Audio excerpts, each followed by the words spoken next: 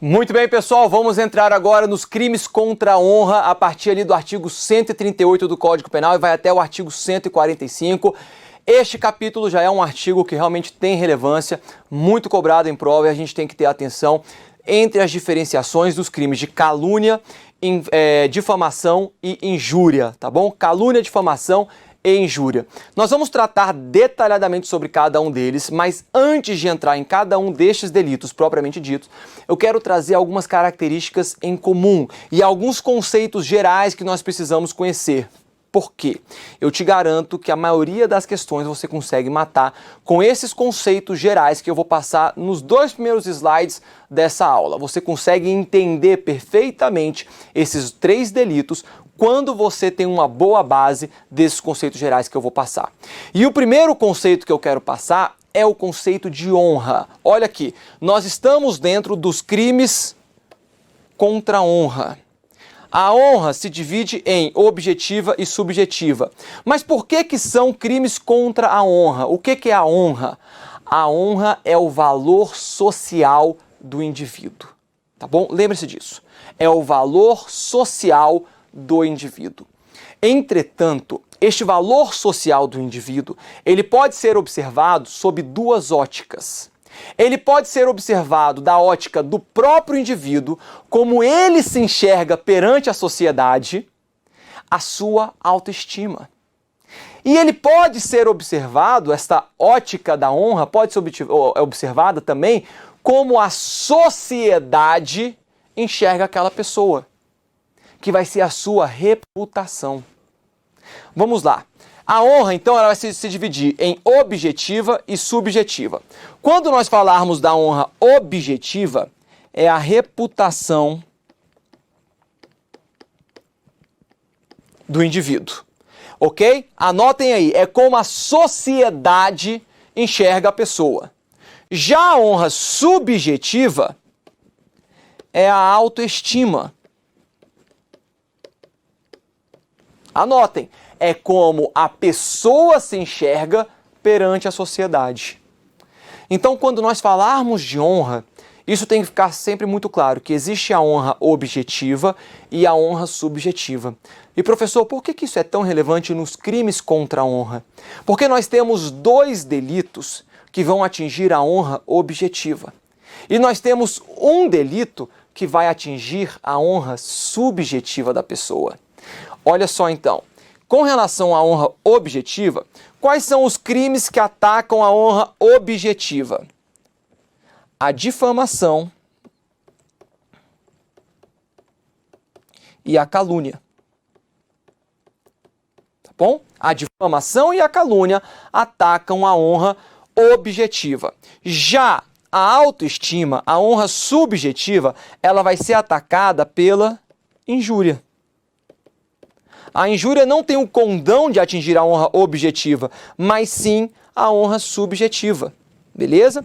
Olha só, vamos ver aqui então quem que pode ser sujeito passivo de cada um desses delitos. Olha como que a coisa então, com este conhecimento básico, a gente já começa a ter informações a mais. Reparem, eu pergunto, quem que pode ser vítima de difamação e calúnia? E quem que pode ser vítima da injúria? Vamos lá, pessoas físicas podem ser vítimas de difamação? Podem. Podem ser vítimas de calúnia? Podem. Podem ser vítimas de injúria? Podem. Opa, então quer dizer que a pessoa física, ela possui tanto honra objetiva quanto honra subjetiva, correto, professor? Correto. Então eu posso ter aqui como sujeito passivo pessoas físicas. E na difamação e na calúnia? Eu posso ter como sujeito passivo, já falei com vocês, eu posso ter as pessoas físicas.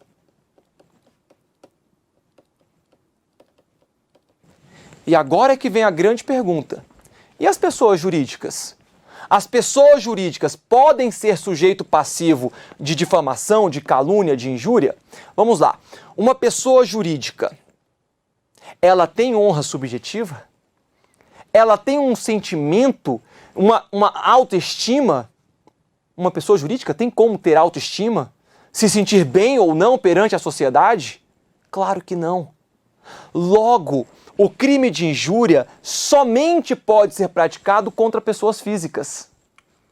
Por outro lado, as pessoas jurídicas, elas têm honra objetiva. É muito relevante para uma empresa, para uma pessoa jurídica, como que outras pessoas a enxergam. A sua reputação perante a sociedade. Logo, além das pessoas físicas, eu posso ter aqui também as pessoas jurídicas como sujeito passivo do crime de difamação e da calúnia. Reparem que a difamação é a reputação, ela vai ter uma reputação assim como a calúnia. A difamação, imagina que alguém começa a divulgar nas redes sociais que uma determinada empresa não cumpre com seus prazos de entrega do produto que vende. Você concorda que este é um fato que atinge a honra objetiva dessa empresa? Claro que sim. Haverá aqui uma difamação. Por outro lado, nós estamos falando talvez de um direito do consumidor, que é claro que o consumidor ele também tem a sua liberdade de expressão, o seu direito de reclamar de determinados serviços, de reclamar dos serviços do fornecedor. Mas é possível, em tese, nós configurarmos que uma empresa, uma pessoa jurídica, venha a ser difamada. E ela pode ser difamada e ela pode ser sujeito passivo da difamação. Professor, e com relação à calúnia? Porque nós vamos ver que a calúnia é a imputação, é a falsa imputação de um fato definido como crime. Se eu viro e falo, olha, a pessoa jurídica X matou o João, isso vai ser uma calúnia? Não. Porque tem como uma pessoa jurídica, o João morreu com um tiro no meio do peito. Tem como uma pessoa jurídica pegar uma arma e atirar contra o João? Claro que não, quem fez isso foi uma pessoa física. Então, ainda que eu venha falar que uma pessoa jurídica, a pessoa jurídica X, matou o João, isso não é calúnia. Porque é impossível a gente falar que uma pessoa jurídica praticou o crime de homicídio. Ah, professor, mas ela acabou fez práticas que acabou matando a pessoa. Eu ser imputada do crime de homicídio. Logo, não há que se falar da calúnia em relação à pessoa jurídica de um homicídio que supostamente foi praticado. Entretanto, existe um crime que as pessoas jurídicas podem praticar. Na verdade, vários crimes que elas podem praticar, que são os crimes ambientais. Então, se eventualmente eu imputo falsamente a uma pessoa jurídica um fato definido como crime ambiental, por exemplo, aí é factível, vocês não concordam comigo? Aí eu posso ter a incidência do crime de calúnia. Eu estou caluniando uma pessoa jurídica, ok? Galera, pega esta base. Pega essa diferença entre honra objetiva e subjetiva. Quais são os crimes que atingem honra objetiva e que, por consequência, podem ter como sujeito passivo pessoas físicas e pessoas jurídicas. Já o crime de injúria, que é como a pessoa se enxerga perante a sociedade, a sua autoestima, as pessoas jurídicas não podem ser sujeito passivo do crime de injúria. Fechou? Vamos em frente. Eu trouxe aqui alguns pontos em comum nos crimes de calúnia, difamação e injúria. E tudo isso antes da gente entrar, propriamente dito, em cada um desses delitos. Quais são os pontos em comum? Em todos eles, eu vou ter o dolo com especial fim de agir. Qual que é esse especial fim de agir? É a finalidade de atingir a honra de outra pessoa. Portanto, gravem bem que não existe calúnia, difamação ou injúria na modalidade culposa. Ah, mas a namorada chamou o namorado de bobo. Pessoal, às vezes chamou de bobo até de maneira carinhosa. Houve dolo desta namorada de xingá-lo de honra subjetiva? Se tiver, ela pode responder pelo crime de injúria. Mas se não tiver este dolo com especial fim de agir, porque você chamar alguém de bobo pode ter dois sentidos. Reparem, portanto, que este dolo tem que ser um dolo com a intenção de atingir a honra de outra pessoa. Beleza? Não há que se falar nas modalidades culposas de injúria, difamação e calúnia. Simplesmente não existem. Letra B. São todos eles crimes formais. crimes de resultado cortado. Por que eles são crimes formais? Porque são crimes que vão se consumar independentemente do resultado naturalístico. Professor, qual que seria o resultado naturalístico nos crimes de difamação, calúnia ou injúria? Atingir a honra.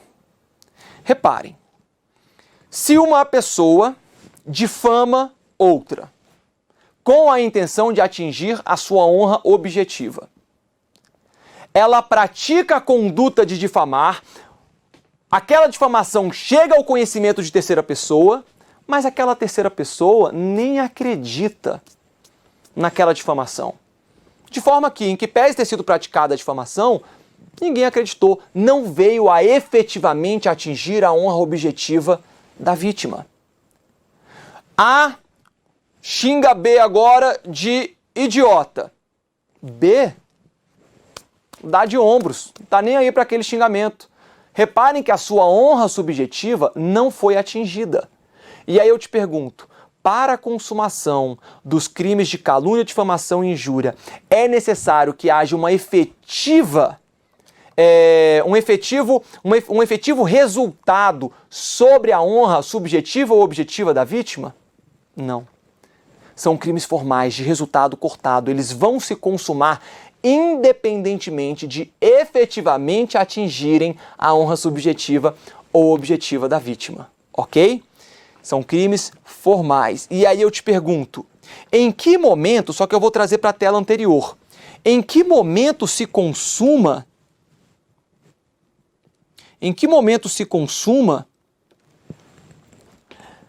a difamação e a injúria? E em que momento nós vamos ter a consumação do crime de injúria? Reparem, a consumação da difamação e da calúnia, elas vão atingir o quê? Qual que é o propósito da difamação e da calúnia? Atingir a honra objetiva, que é o quê? A reputação, como que a sociedade enxerga aquela pessoa. Logo, a difamação e a calúnia se consumam quando terceiro toma conhecimento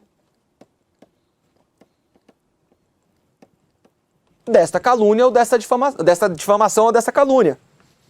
E o crime de injúria? O crime de injúria não atinge a honra subjetiva? Não é como a própria pessoa se enxerga perante a sociedade? Logo, o crime de injúria se consuma quando a vítima toma conhecimento.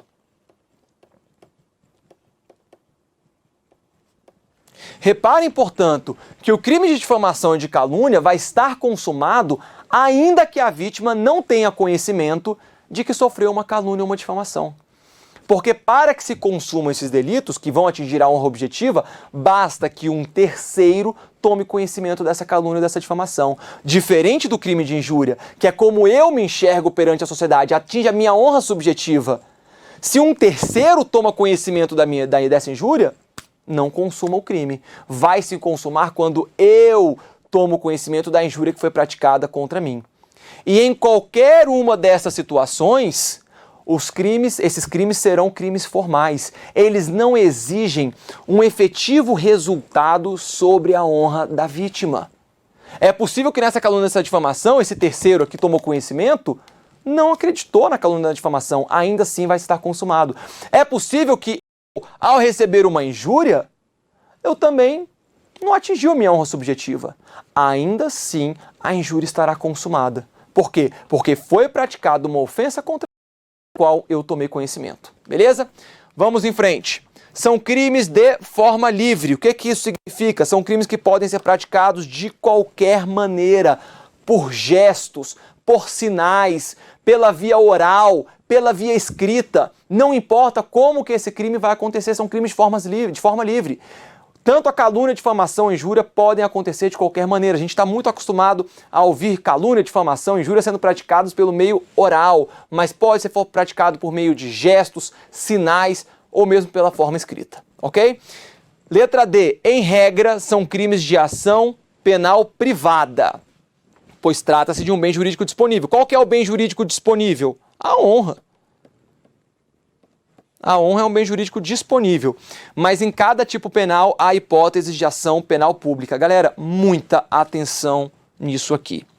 Em regra, tanto a calúnia quanto a difamação e a injúria são crimes de ação penal privada. Só se procedem mediante a queixa-crime da vítima, ok? São crimes de ação penal de iniciativa privada. Entretanto, e mais à frente eu vou mostrar para vocês as exceções, nós temos algumas exceções em que tanto o crime de calúnia quanto de difamação e quanto de injúria terão hipóteses em que serão crimes de ação penal pública, ok? Mas em regra serão crimes de ação penal de iniciativa privada, somente se procedem mediante queixa-crime do ofendido. Letra E. Tentativa é possível nos crimes de calúnia, difamação e injúria? Sim, é possível, tá? A depender do meio empregado. Por quê? Porque se for o meio oral, não é possível. Se for outro meio, por exemplo, meio escrito, é possível a tentativa. Reparem, você vai praticar injúria contra a pessoa, você vai falar aquela injúria, isso daqui é um ato unissubsistente. Se consuma este crime com um ato, na hora que você profere, você não tem como fracionar os atos executórios. Entretanto, você agora vai proferir uma injúria escrita, você escreve uma carta xingando a pessoa. Aquela carta se extravia e nunca chega ao destinatário. O crime de injúria não se consumou por razões alheias à sua vontade, logo há a tentativa desse crime de injúria. Beleza? Alguns doutrinadores já estão dizendo que, dado aos avanços tecnológicos, seria possível sim a tentativa desses crimes praticados na forma oral, forma verbal, quando se tratar de, por exemplo, uma injúria, difamação, calúnia praticada via internet. No momento que você vai praticar a injúria, a conexão da internet corta, ou o Wi-Fi dá um problema, e aí acaba que a pessoa não toma conhecimento desta injúria, ou o terceiro não toma conhecimento dessa calúnia, dessa difamação, por razões alheias à sua vontade, tá bom? É uma hipótese bem distante da realidade, mas que fica aí, né? Vai que um dia cai na prova, nesse caso haverá a tentativa também, porque apesar de ser um ato unissubsistente, o crime não se consumou por razões alheias à vontade do agente. Fechou? Galera, esses são os pontos em comum que eu queria tratar com vocês da calúnia, da difamação e da injúria. E agora a gente entra nos crimes propriamente ditos, eu quero falar sobre a calúnia, artigo 138, para a gente seguir a ordem. Caluniar alguém imputando-lhe falsamente fato definido como crime. Pena, detenção de 6 meses a 2 anos e multa. Parágrafo 1º, na mesma pena incorre quem, sabendo falsa a imputação, a propala ou divulga. Parágrafo 2º, é punível a calúnia contra os mortos. Tem outros parágrafos também que já vamos ver. Vamos focar aqui no caput. Caluniar alguém. O que é caluniar alguém? O próprio Código Penal explica o que é caluniar alguém, imputando-lhe falsamente um fato definido como crime. Ou seja, imputar a um terceiro, imputar a uma pessoa configura calúnia. Você virá para o seu vizinho, para o vizinho A e fala, olha, o vizinho B praticou o crime de furto. Você sabe que não foi o vizinho B que praticou aquele crime. Então você imputou falsamente a alguém um fato definido como crime. Nesse caso, o terceiro crime se consumou quando o vizinho A, tomou conhecimento dessa calúnia. Reparem que trata-se de um crime de menor potencial ofensivo, pena detenção de 6 meses a 2 anos e multa. Outro ponto importante, quando a lei fala imputando-lhe falsamente, anotem, aquele que calunia tem que saber que se trata de uma calúnia, tem que saber que se trata de um fato falso. Porque vamos supor, nesse exemplo do vizinho que eu trouxe para vocês, vamos supor que aquele vizinho verdadeiramente acredita que foi o vizinho B quem furtou a bicicleta do vizinho A.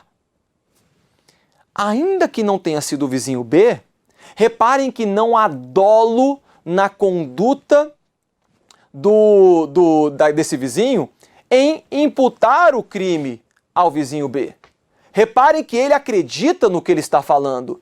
Então, esta elementar, imputando-lhe falsamente, é sob a ótica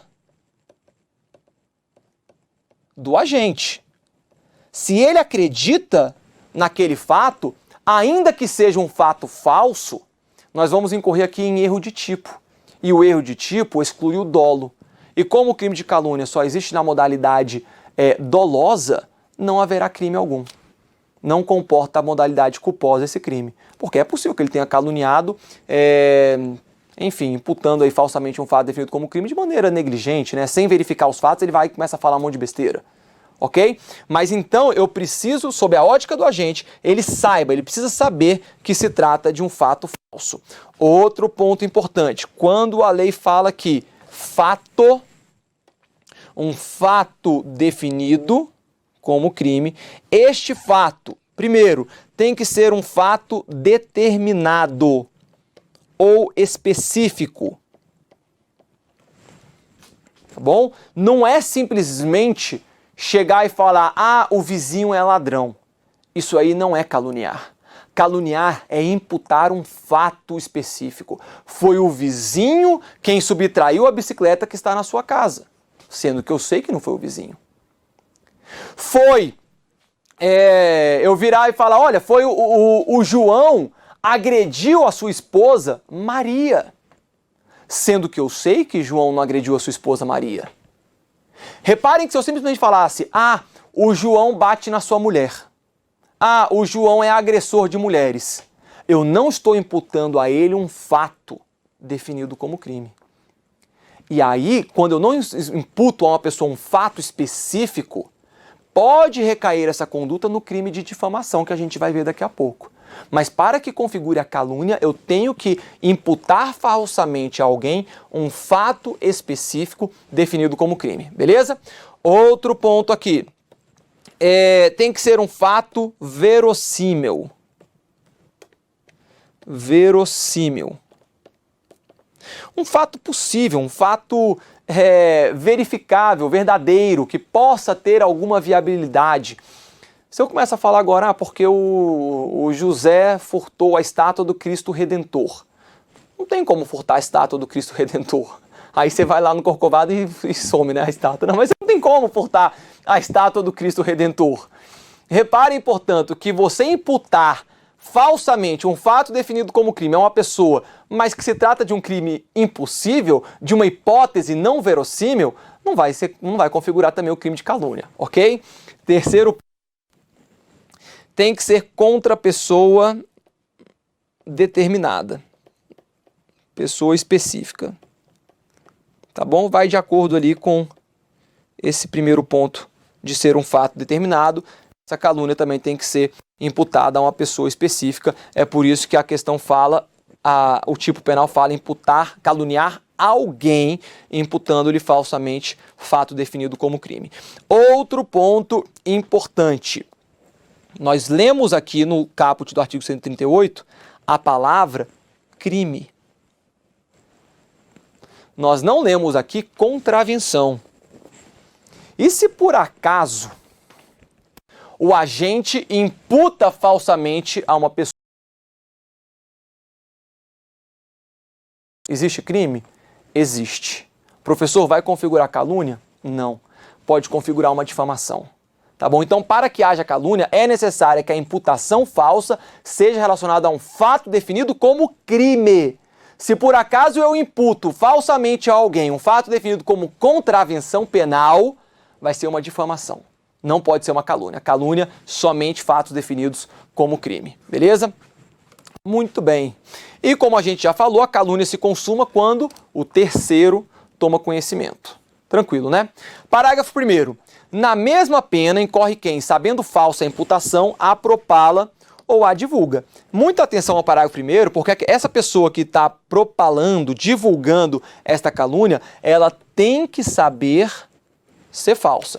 Vamos supor que alguém praticou uma calúnia, A pratica calúnia contra B. Fala para mim, tá bom? Eu sou o terceiro que tomei conhecimento dessa calúnia.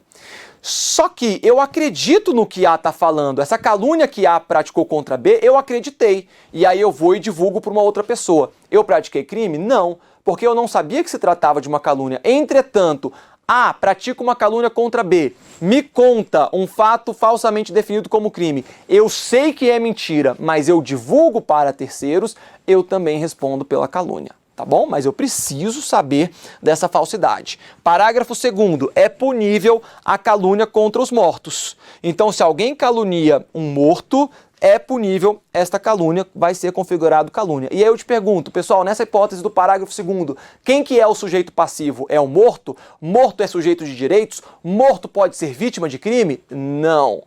Quem vai ser o sujeito passivo nesta calúnia contra os mortos será a família, que vai ter que lidar com aquela honra do seu familiar sendo atingida por um terceiro, tá bom? Mas gravem bem porque esse parágrafo 2º é muito cobrado, é possível sim a calúnia contra os mortos, o único detalhe é que o sujeito passivo dessa calúnia contra o morto não é o morto, e sim os seus familiares.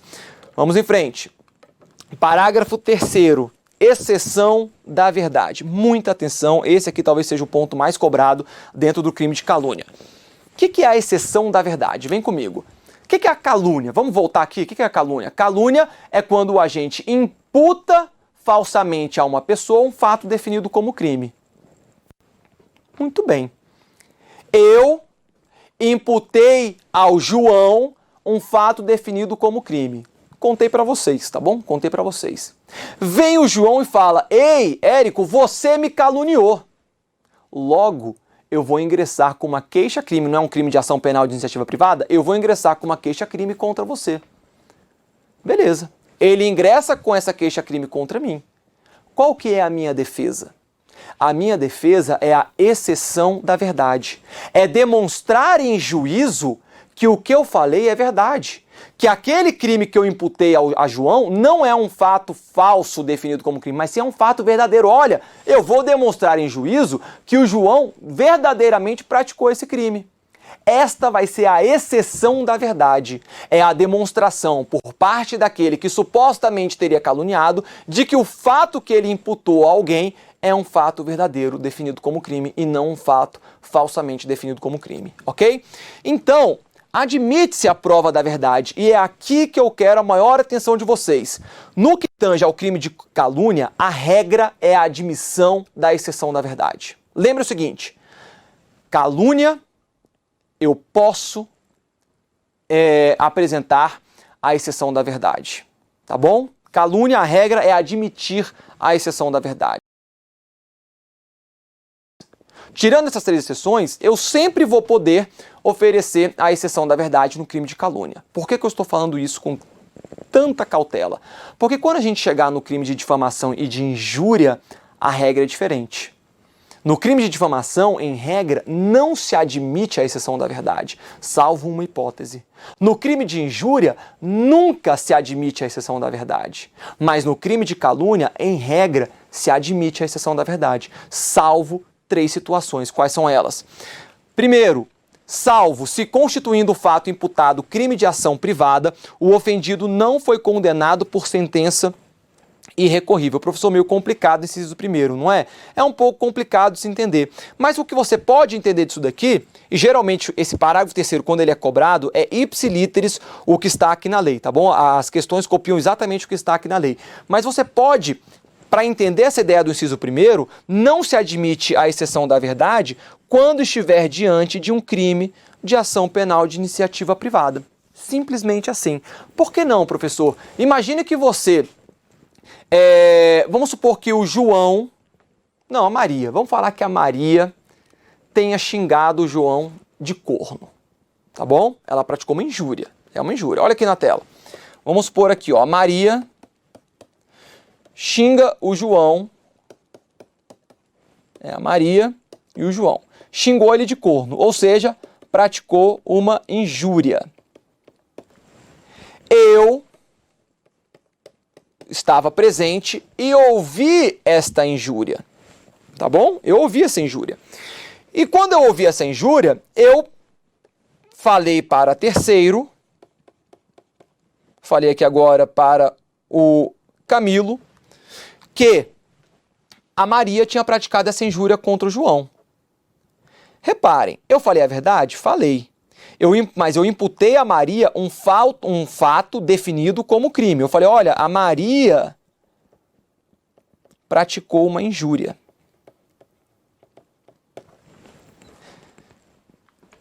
Reparem, professor, mas você falou aqui a verdade para o Camilo. Pessoal. Mas quando não se admite a exceção da verdade, o que a lei está dizendo é o seguinte: ainda que o fato imputado pelo agente seja um fato verdadeiro, ele será punido pela calúnia. Olha só isso. A calúnia é imputar a alguém um fato como crime. Entretanto, se você imputa verdadeiramente a alguém um fato definido como crime numa das hipóteses de exceção da exceção da verdade, quando não se admite a exceção da verdade, ainda que você tenha falado a verdade, não vai poder se defender por meio da exceção da verdade. Por que não? Porque são hipóteses que a lei não admite essa demonstração. Porque é irrelevante, ainda que você tenha falado a verdade, você não poderia ter praticado esta conduta. Olha aqui a situação. Eu não tenho, se constituir o fato imputado crime de ação privado, o ofendido, quem que é o ofendido aqui nesse caso? A Maria. Não foi condenado por sentença irrecorrível. O crime de ação penal privada dá um poder a quem?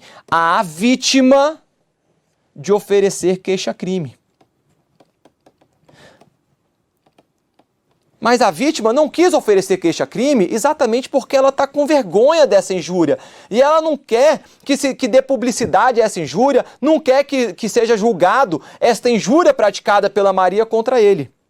Se por acaso, reparem a construção, se por acaso a Maria oferece queixa-crime em razão desta suposta calúnia que eu pratiquei contra ela, se eu oferecesse a exceção da verdade contra a Maria, eu teria que demonstrar que ela praticou esta injúria. Esta injúria. Então, quando se trata de um crime de ação penal de iniciativa privada, se você pratica uma calúnia em relação a um crime de ação penal de iniciativa privada, acabou. Você vai ser condenado, você não pode, a não ser que tenha uma outra excludente, mas você não vai poder, não será admitida a sua exceção da verdade, beleza? É o que diz aqui, olha, se constituindo o fato imputado crime de ação privada, o ofendido, no caso aqui a Maria, não foi condenado por sentença irrecorrível. E se ela já tivesse sido condenada por sentença irrecorrível, aí também não seria calúnia, porque ela já teria sido condenada, eu simplesmente estaria contando um fato. Inciso segundo. Não se admite a prova da verdade, salvo se o fato é imputado a qualquer pessoa das indicadas no primeiro inciso do artigo 141. Quem são essas pessoas? São duas. Uma, o presidente da República, a outra é chefe de governo estrangeiro. Tá bom? Chefe de governo estrangeiro. Então, ainda que um chefe de governo estrangeiro tenha praticado um crime, se eu praticar uma calúnia contra ele, não se admite a exceção da verdade. Por quê? Diplomacia. Tá bom? Por razões diplomáticas. Esse chefe de governo estrangeiro, ele não vai poder responder por essa exceção da verdade aqui no Brasil. E o presidente da República, por que eu não posso, ainda que o presidente da República tenha praticado um crime, por que eu não posso caluniar, por que eu não posso dizer que o presidente da República praticou um crime? Sendo falso ou verdadeiro? Porque o presidente da República, para que ele venha responder por um crime comum, lembra daquele quórum lá da Constituição Federal que exige a admissão pelo quórum de 2/3 da Câmara dos Deputados? Se nós admitíssemos uma exceção da verdade em crimes supostamente praticados pelo presidente da República, eu, que pratiquei a calúnia contra o presidente da República, teria que demonstrar em juízo que o presidente da República praticou um crime. Reparem que se isso acontecesse, nós desrespeitaríamos todo aquele processo, todo aquele procedimento imposto pela Constituição Federal que exige 2/3 da Câmara dos Deputados para que se admita um processo, uma acusação contra o presidente da República em crimes comuns. Tranquilo? de maneira simples. Presidente da República, chefe de governo estrangeiro, não se admite exceção da verdade contra calúnia praticada contra essas duas pessoas.